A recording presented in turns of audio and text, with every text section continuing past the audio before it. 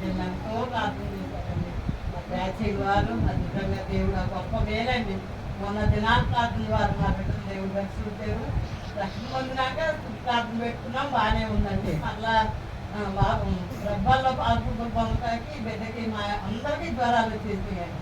ఇంటి మొత్తానికి కూడా అసలు ఆ మొత్త వారంలో బల్ల తీసుకోవడానికి కూడా రాలేకపోయాం. మళ్ళీ రెండో వారం రాకాయకి మళ్ళీ పాపకు తలస్నానం చేపించిందాక అయితే ఒకటే తల తిప్పేస్తుందని ఏడుస్తుంది.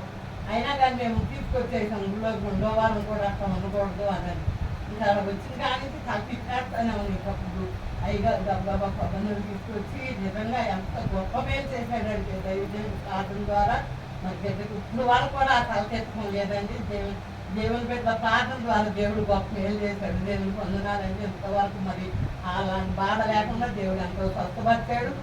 వారం కూడా దేవుని సన్నిధికి వచ్చి మరి బలకి కూడా దేవుడు చూపాడండి. ఆ బిడ్డ రక్షణ పొందడమే మాకు గొప్ప మేలండి.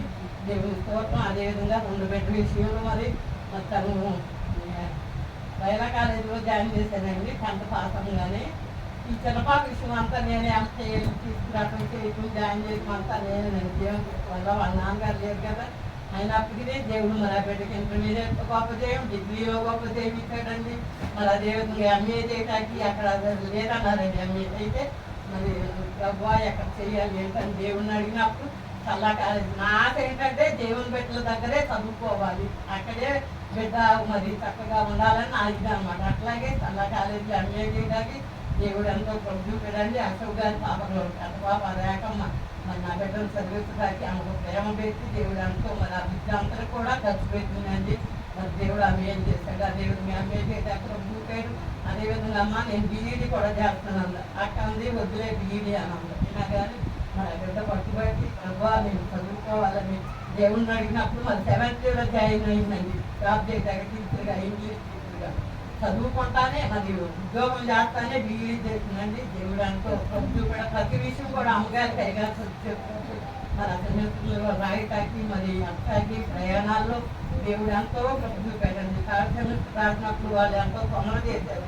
మీ అమ్మాయి పాస్ అవ్వదు పోతే అది అని అన్నప్పుడు నేను అనుకున్నా, ప్రభా నువ్వు గొప్ప జీవిస్తే కనుక నీ సన్నిధిలో ఎంతో సాక్ష్యం చెప్పుకుంటానయ్యా, గొప్ప మేలు చేయనాను దేవుని వేడుకున్నప్పుడు ప్రతి అన్ని విషయాల్లో కూడా తండ్రి విడిచిపోయినప్పటికీ దేవుడు మరి దైవజనులు ప్రార్థన మరి మా అక్కల్ని ఎంతో మాకు తోడుగా ఉండి నా బిడ్డలు చిన్నవారిని మరి పెద్దవారిగా దేవుడు ఎంతో సహాయం చేశాడు. మరి ఇప్పుడు అంత గొప్ప జీవించాడని చనిపెట్టింది.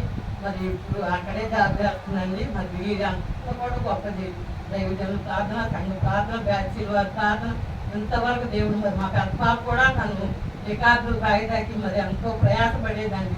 ఉద్యోగం చెయ్యి నేను రాస్తాలే అని అన్నీ కూడా ఆ టయానికి అందించి మరి ఎంతో కానీ ద్రవ్య విషయం లేదు, ప్రతి విషయంలో కూడా దేవుడు ఆమెకు ప్రేమ పెట్టాడండి. అక్కడికి దేవుని స్తోత్రం. దేవుడు ఎంతవరకు కూడా పిల్లలు ముగ్గురు మరి బాబు కూడా రక్షణ ఉండేదాకా దేవుని తండ్రి పంపుతుంది కానీ రక్షణ లేదండి. 5 మంచి పరిస్థితులు దేవుడు ఇచ్చేటట్టుగా మరి పెద్ద బాబు మంచి వాహనం జరిగేదాకా ప్రార్థన చేయడంతో వారికి ఈ రీతిగా ఉన్నామంటే దైవజన ప్రార్థన దేవుని స్తోత్రం. దేవుని అనుకున్నాను మీ అందరికీ తోడుగా ఉన్నాడండి. ఎంతో దూరం మరి ఉద్యోగ విషయంలో మహిళలు చేశారు. అక్కడికి రోజు ఎదురాటకి ఎన్నో బలహీనతలు అయినప్పుడు దేవుడు ఎంతో కాచి కాపాడాడు.